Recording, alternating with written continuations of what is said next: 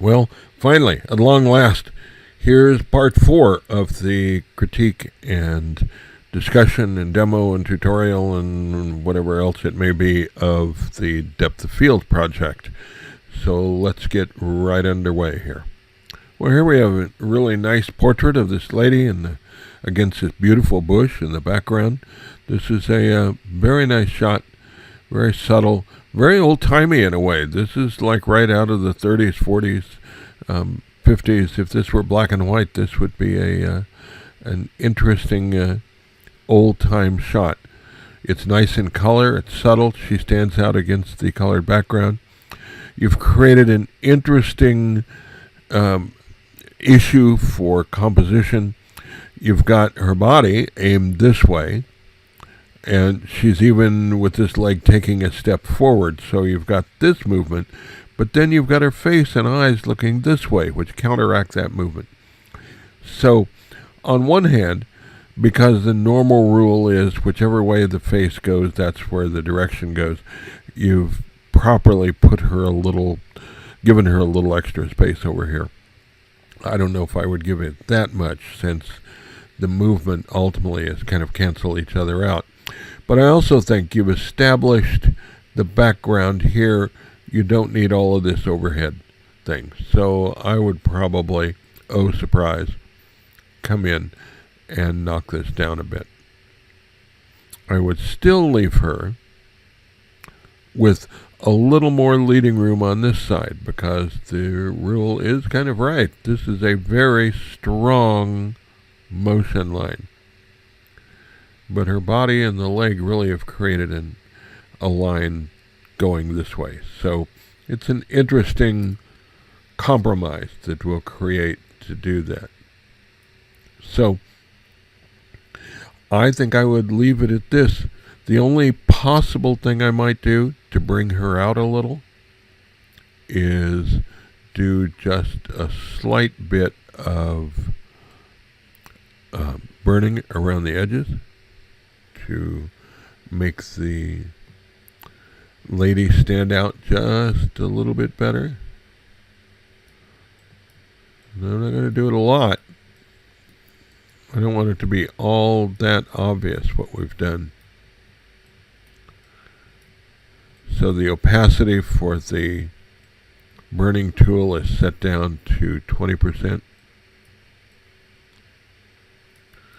And we've just created a very slight vignette to help her stand out a little. This is a very nice shot. So let's go on to the next one in this series, which is also a shot of her. Okay, so here we have another shot of the same young lady, this time in what looks like a different type of foliage background. Very different feel. Her eyes are closed, kind of in repose. It's an interesting shot. It's a little off color. She looks a little bit jaundiced in this shot. So I think that suggests an interesting approach. I might want to push this into either a grayscale shot, which will be one of our assignments coming up, that actually is probably already out there for you, or make this color very, very subtle and give it some slight tones. So here's what I would do with this as an option.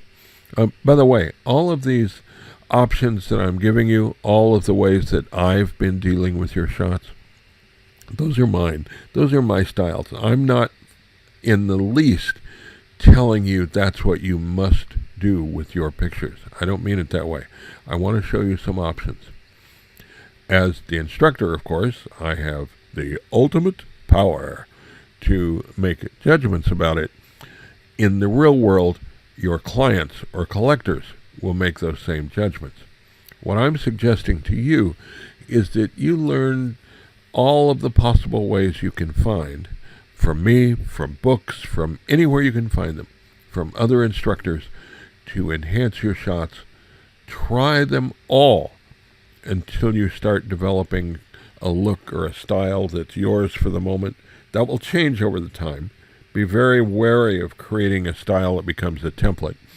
But do those things that make them unique. So here's one possible option for it. First thing I'm going to do is create a new blank layer over this one. And I'm going to fill that blank layer with kind of a sepia color, just to pick this color. We could pick any color to make this work, but this is one I kind of like, and I think because the color in this picture is starting to go that way anyway, that'll be what we'll take. I'll use the paint bucket tool, and I'll fill this layer. So we now have this layer that's filled, this layer with the picture, and I'm going to come down, and on that layer, I'm going to make that an overlay. And then I'm going to cut it back.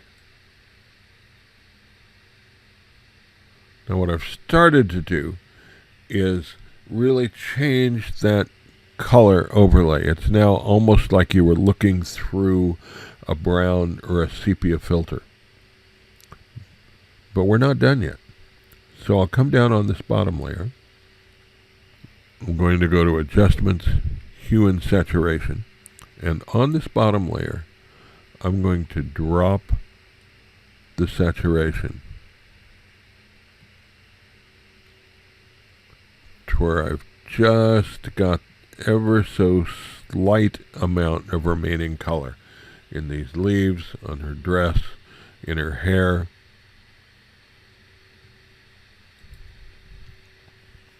And play with that to where it's almost like a colored black and white. Those used to be the rage before easy to use, reasonably long-lived color film came about, color prints came about. You would take a sepia-toned print and then hand color it with oils or whatever. And it was very subtle. It's really beautiful when it's done well. Doesn't look like a color photograph, but it has its own look to it. And you could start playing with this in exactly the same way. So this is one place you could start and play with these. Have some fun with it. I think this is a really interesting shot. Then I do believe I would cut out some of this background, because it's a little bit distracting.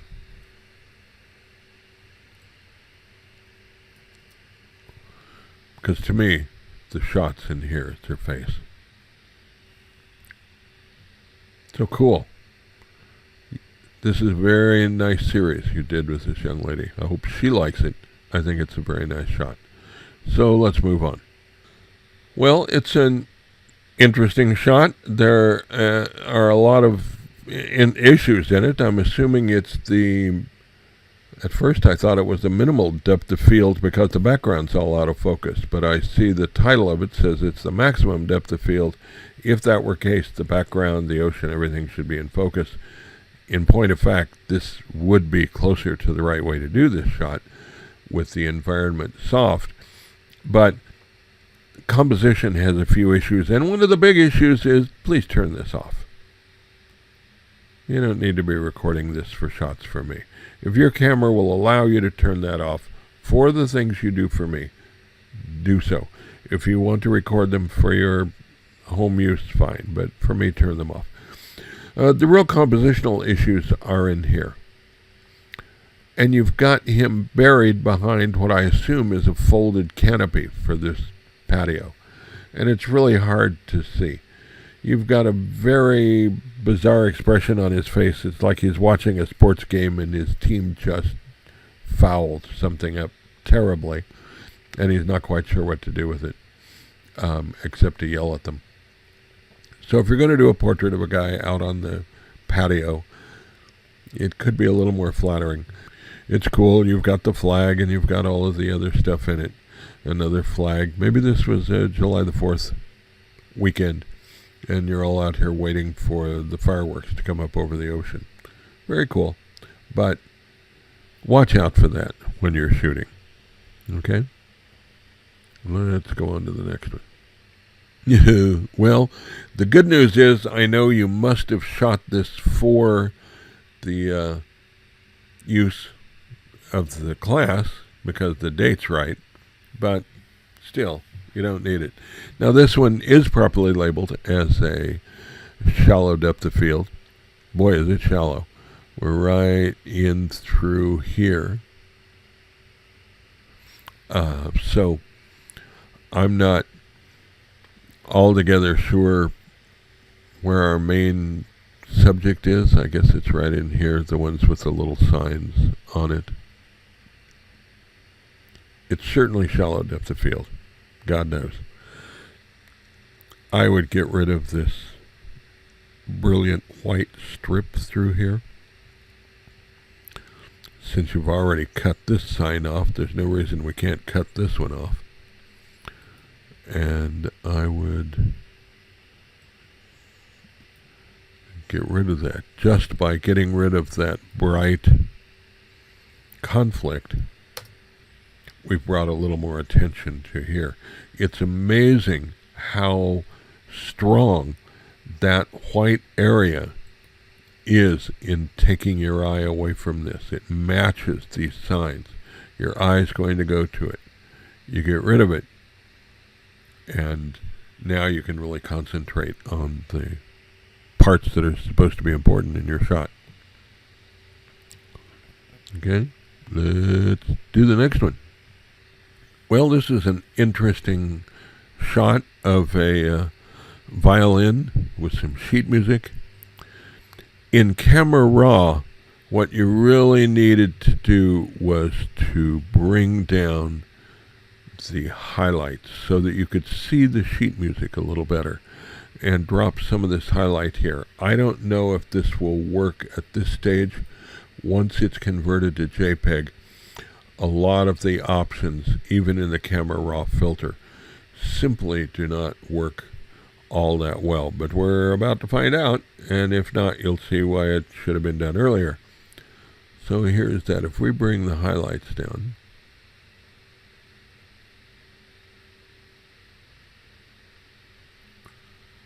we're going to have to put some contrast back into it.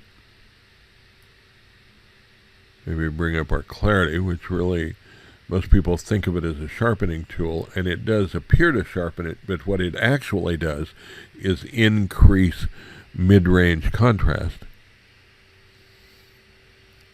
So that's bringing us up a little bit. Okay, let's take that, see what that gave us. Now, this is a very, very warm-toned shot. The paper obviously is not this color. So we could leave it and say, well, that's just the way the feel of this is. It should be warm. Maybe it's candlelight. We're about to hear this incredible Vivaldi concerto played on this violin.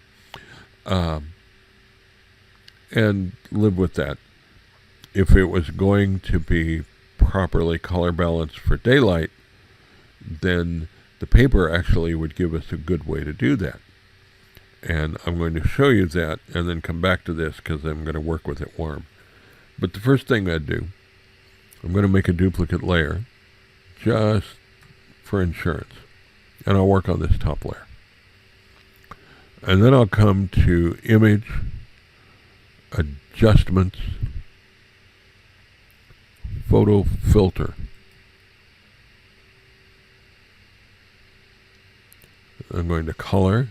I'm going to select a color, click on this, and this opens up the color picker. And once that's opened, I can pick a color from anywhere.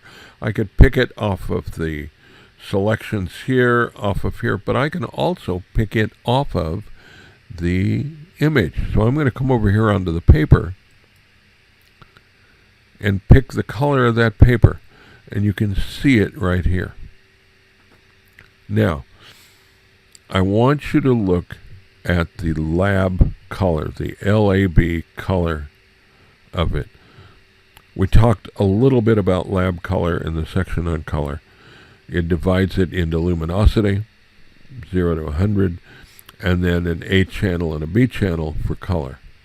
What I want to do is find the exact opposite of this color and filter it over the image.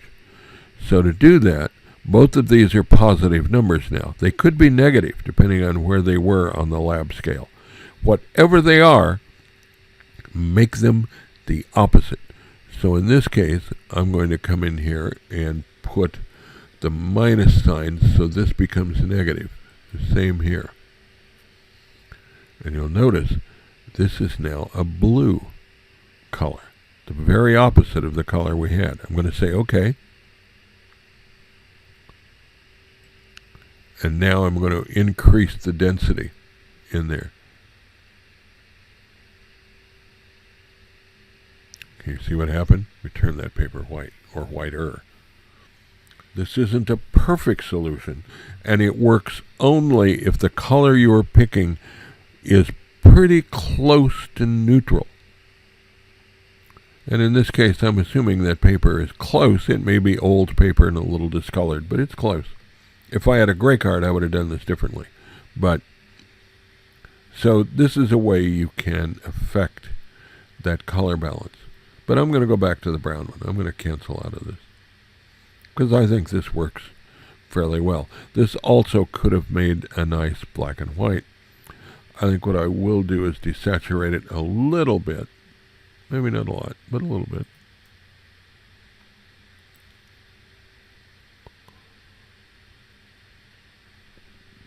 So it's not quite so yellowish. And I'm going to take specifically some yellow out of it.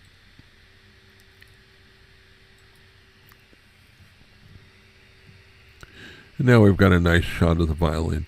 Compositionally, there are several things I would like to deal with, a couple of which would be more difficult. And those would be these corner areas off of the table that the violin is laid on. Those really are a little distracting. Now, I could take the table, and I'll do this side just to show you. I'm going to clone out this side. I would do the same to the opposite side, but for time's sake, I'm only going to do it over here.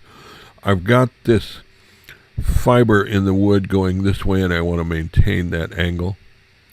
So I'm going to start my pickup along that line, hold down the Alt or Option key, pick that up, go down to where I want to start laying it in.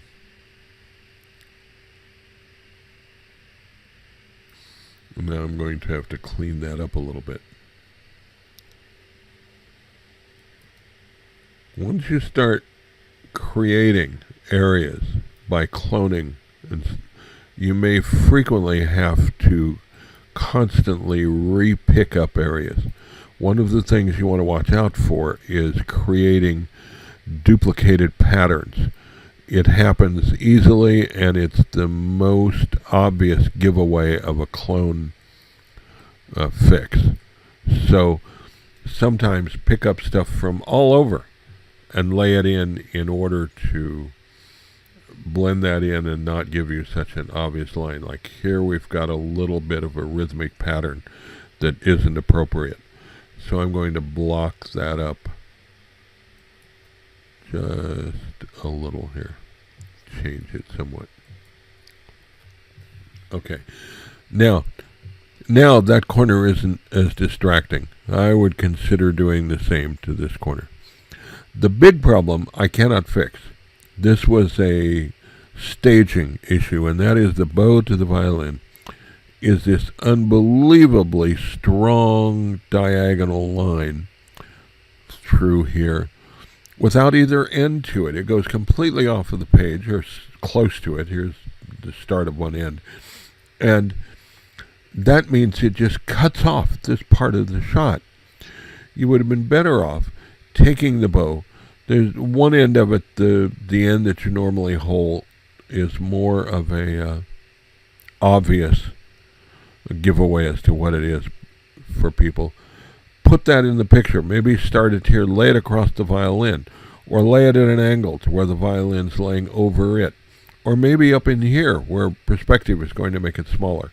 Something where you don't have this incredibly powerful linear line that's cutting this picture in half. you would be better off with just the violin by itself and the music. You'd make your statement better than having this element in it the way it is now. So think about how you could make that work better. Close. And it's a good use of maximum depth of field. You did a great job there, but you could make this work out a little bit better. Okay? All right, here's our last shot for the depth of field. We're almost done here. Then we can get on to the next one, the focus stack. Very nice shot of this flower. This is your minimal depth of field one. It's very well done. Nice shot. The only issues that we have to deal with are, again, a lot of stuff around it. Now, yes, I know for the minimum depth of field shot, it would seem to imply that that's what we needed. Okay, cool. I get it. Nice save. But for the photograph itself, where is our shot? It's in here. So what can we do to make this photograph more about the photograph rather than simply about the assignment? And still maybe save the assignment. So let's come in. And we'll leave, because these big petals in the background are also soft. They're not exactly sharp, which is good.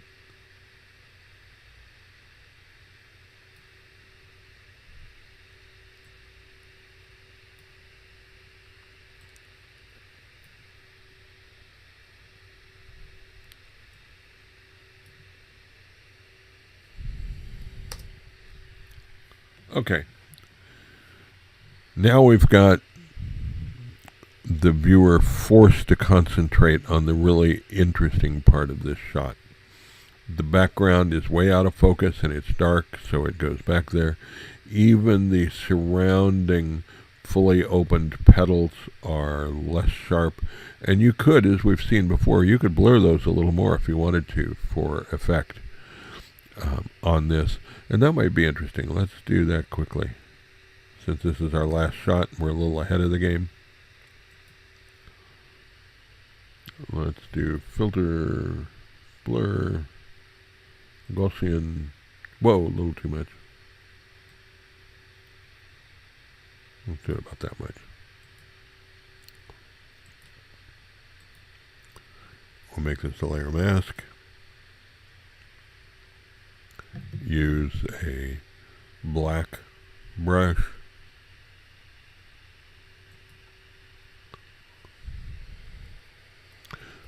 Now, because this brush is a gradient, I want you to swing over here and concentrate on this brush shape. This is set to be as soft as it can get. So what happens with this brush is it's fading from the center out to the edge of the brush, meaning its effect is being like a gradient blur filter. Because I only want this a little bit to blur, just to soften it a little bit, the amount that I set into that blur filter with one shot, if I were at 100%, is only going to happen in the center, and then it's going to successively get less and less and less blurred as it goes towards the edge of the circle. So I can play with that. I'm going to set the opacity here to about 50%, which, remember, is only happening in the middle. So by clicking here, I can fade in to that sharper part.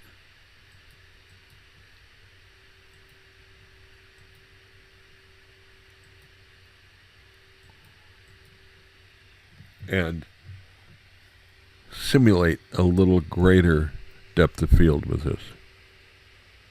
And you can see on the icon over here the subtle areas that have been faded. And you can see that they fade from the most effect towards the edge to less effect as it moves in along the circle.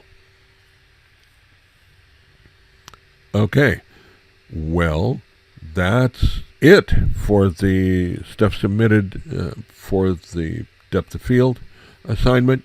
It's been fun. I hope you've learned a little from the editing side of it. Let me know if you think the critiques are of value to you. Also, let me know. I save, they're all online. You could go look at them on my channel if you wanted to. But I've saved all of the critiques from the very first classes that we did online. If you wanted to see how other students have done work, go look at those and look at the critiques of them, and you can learn from them. You could even, by going directly online, you could even look ahead at some of this stuff. And it's on my channel, NDK Creative Services, and see what's there. So, okay, enough for this time. I'll get this edited and put up so you can see it, and then we'll go on to the focus stack. Take care.